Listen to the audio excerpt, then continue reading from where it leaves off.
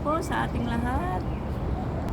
Ngayong linggo po ay medyo maulan po dito sa Hong Kong at ang aking morning devotions for today ay mabasa po siya sa 1 chapter 2 verse 13 to 24. So bago ang lahat, Lord, thank you Lord for this day. Thank you Lord for the life. Thank you Lord for the life of my employers. Thank you Lord for the life of my mga magulang, sa aking pong mga kapatid at mga kaibigan at mga manonood. Let your be done, Lord, at ikaw po ang manguna sa aming buhay at tinataas ko po ang iyong pangalan, ang nag-iisang iyong anak at the way and the light and the truth na si Jesus Christ alone. So, magandang umaga po sa ating lahat at pati yung ibon is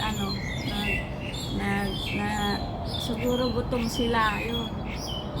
Dito po sa park, marami pong mga ibon. Tapos medyo naulan po ngayon. So, basahin ko po ang aking morning devotions for today ay mabasa po sa John chapter 2 verse 13 to 25. Ang sabi po dito, nilinis ni Jesus ang templo. Malapit na noon ang Pasko ng mga Hudyo at umahon si Jesus patungo sa Jerusalem. Natagpuan niya sa templo ang mga nagtitinda ng mga baka, mga tupa, mga kalapati at mga nagpapalit ng salapi na nakaupo. Gumawa siya mula sa mga lubid ng isang panghagupit at itinaboy niya silang lahat palabas sa templo. Kasama ang mga tupa at mga baka. Ibinuhos din niya ang salapi ng mga maliliit at itinaob ang kanilang mga mesa. Sa mga nagtitinda ng mga kalapati ay sinabi niya, alisin ninyo rito ang mga bagay na ito. Huwag ninyong gawing bahay pamilihan ang bahay ng aking ama. Naalala ng kanyang mga alagad na ang nasusulat, ang sigasig para sa iyong bahay ang tutupok sa akin. Ang mga Hudyo ay sumagot sa kanya, anong tanda ng may papakita mo sa amin sa paggawa mo ng mga bagay na ito?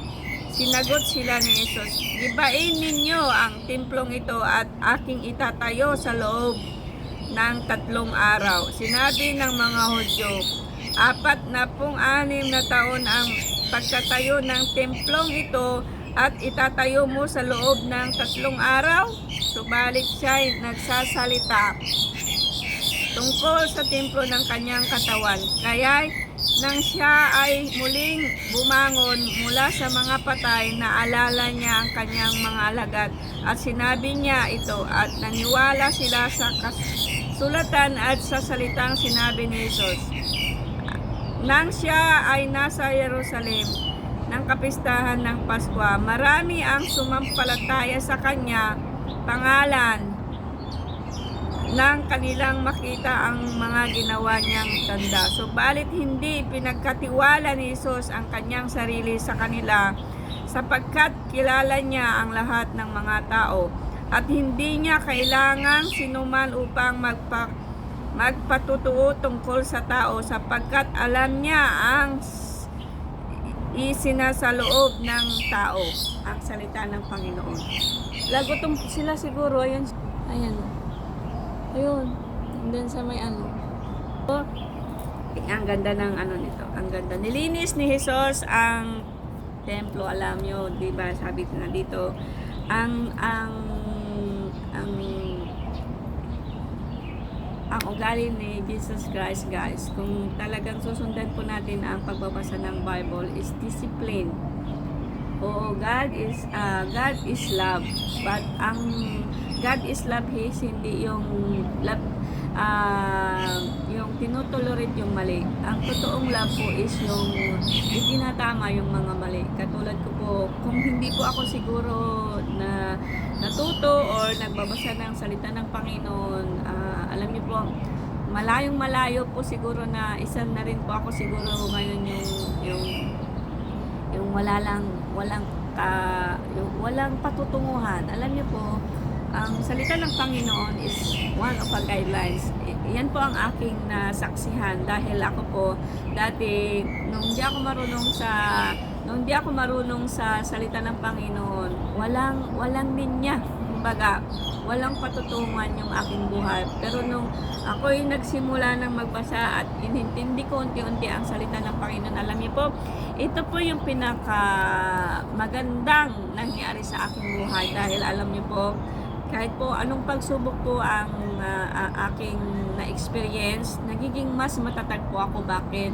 Kasi naaalala ko lagi ang pangako ng Panginoon na hindi kita pababayaan kahit saan ka magpunta. Alam niyo po minsan yung ating mga trials, good and bads, God have reasons na ipinapakita sa atin. Sometimes, kung a-analyzein natin mabuti, kunwari sa akin na lang.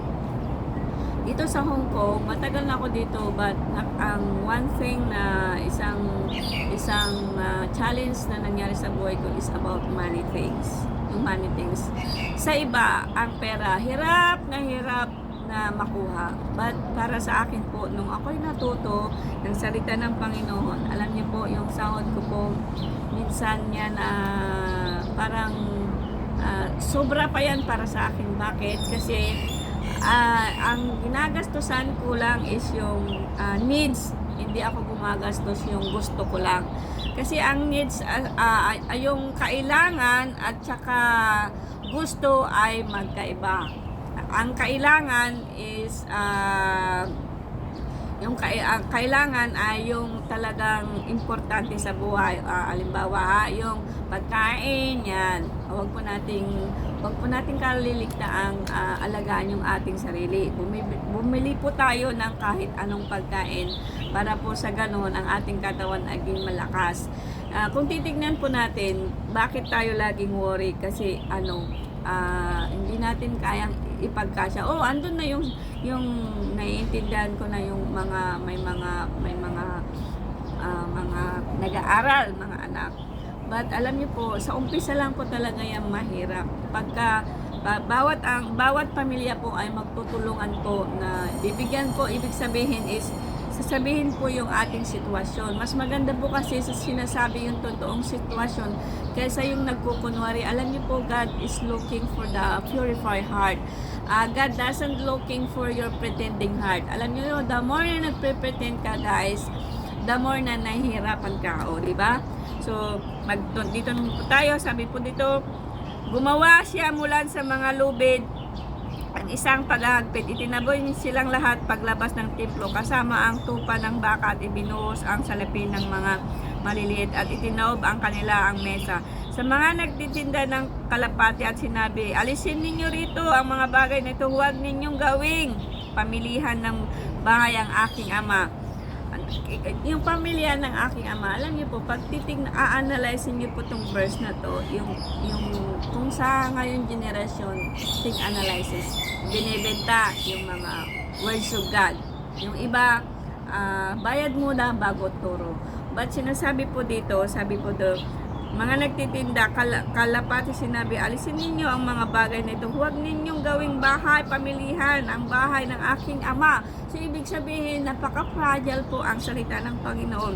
Naalala niya ang mga alagad na nasusulat, ang sigasig para sa iyong bahay ay tutupok sa akin. Ang mga Hudyo ay sumagot sa kanya, anong tanda ng papakita mo sa aming paggawa ng mga bagay na ito? Sinagot niya, gibain ninyo ang aking templo at aking itatayo ang 3 araw. Alam mo yung gibain isang templo para sa ating po ngayong henerasyon. Kunwari, lagi ka na lang pupukus talaga sa pera. Wala ka nang mukhang bibig kundi pera. Lala naman tayo, but alam niyo po ang nananatili or nabubuhay lamang sa pera, alam niyo po, walang patutunguhan. Kumbaga, pera na lang. Alam niyo po kung makontento ka, alam niyo yung sahod mo po, guys. Ako na po magtitis mo, sobra pa po yun pag maayos po tayo magpatakdo sa ating buhay. Sinabi ng mga Diyos, 6 na taon namin pagtayo templo na ito at itatayo mo lang sa loob ng 3 araw. Ang binabanggit po dito is yung